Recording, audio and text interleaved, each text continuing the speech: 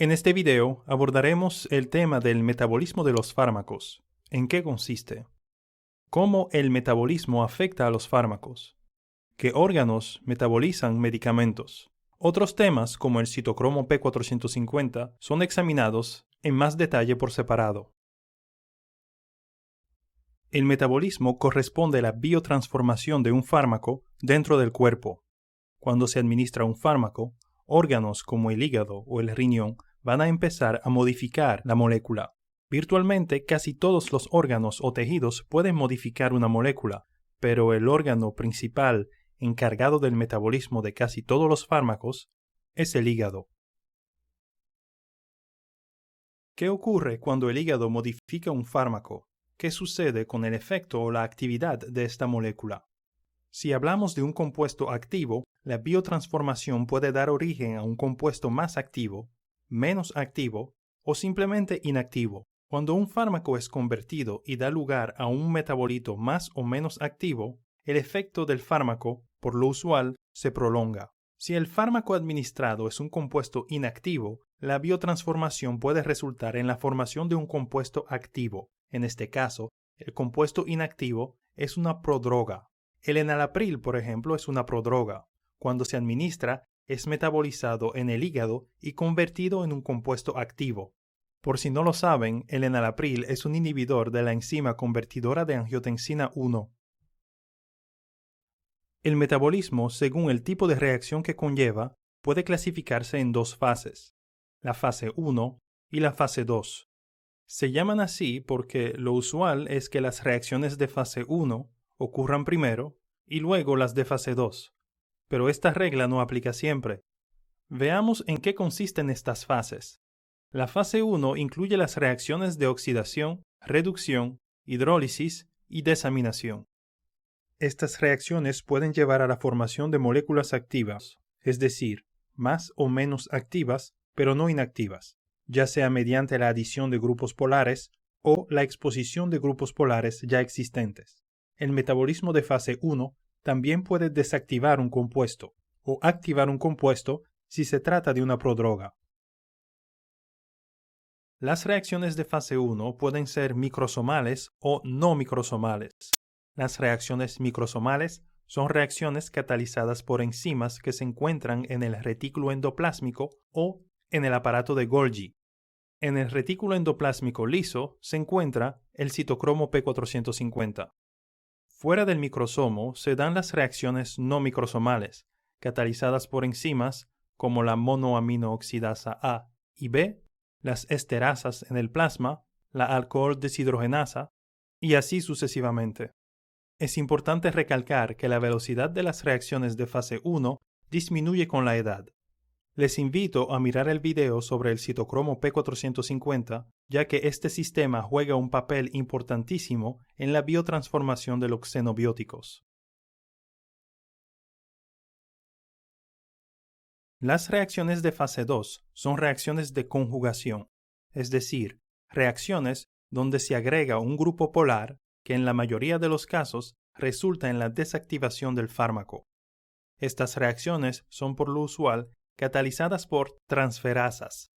Las transferasas son enzimas responsables de agregar el grupo polar al fármaco. Las reacciones de conjugación se dan usualmente en el hígado, pero pueden darse en el pulmón, en el riñón y otros tejidos. Veamos cuáles son las principales reacciones de conjugación. Primero tenemos la glucurionación. La glucurionación consiste en la adición de ácido glucurónico. El ácido glucurónico se obtiene de la molécula uridina difosfato ácido glucurónico. Esta reacción es catalizada por la glucuronosil transferasa. Esta enzima puede ser inducida o inhibida por varios compuestos. La rifampina, el fenobarbital y la fenitoína aumentan su expresión y su actividad. De hecho, en el síndrome de Crigler-Najjar y en el síndrome de Gilbert, el fenobarbital es utilizado para inducir esta enzima y así acelerar la conversión de bilirrubina indirecta a bilirrubina directa. La bilirrubina indirecta es también llamada no conjugada y la bilirrubina directa es también llamada conjugada. La bilirrubina indirecta es altamente liposoluble y se acumula con mayor facilidad, especialmente en el sistema nervioso central, donde puede causar kernicterus. La bilirrubina directa es menos tóxica y más fácil de eliminar. Inducir la glucuronosiltransferasa con la ayuda del fenobarbital permite disminuir los niveles de bilirrubina indirecta. La metilación consiste en la adición de un grupo metilo. La catecol o metiltransferasa es una enzima que añade un grupo metilo a las catecolaminas, por ejemplo. Esta enzima puede ser inhibida por inhibidores de la COMT, un grupo de fármacos utilizados contra la enfermedad de Parkinson. La sulfación, que es la adición de un grupo sulfa, es catalizada por las enzimas sulfotransferasas. De manera general, podemos decir que la velocidad de las reacciones de fase 1 y de fase 2 está reducida en etapas tempranas de la vida, pero, contrario a las reacciones de fase 1, las de fase 2 no disminuyen con la edad. Es importante recalcar que en el recién nacido y más aún en el prematuro, la capacidad de conjugación está disminuida. Algunos antibióticos como el cloranfenicol son metabolizados vía glucuronidación, es decir, mediante la conjugación con ácido glucurónico. Si se administra a un recién nacido o a una mujer embarazada, el cloranfenicol tardará en eliminarse, alcanzará concentraciones tóxicas y afectará negativamente la síntesis de los elementos formes de la sangre.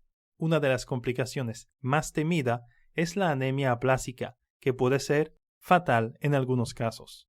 A esta complicación se le llama el síndrome del bebé gris.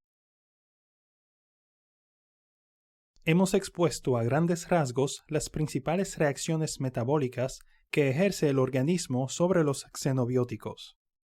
Es importante recalcar la importancia del metabolismo en la neutralización de compuestos tóxicos. Veamos un ejemplo con el caso del acetaminofén.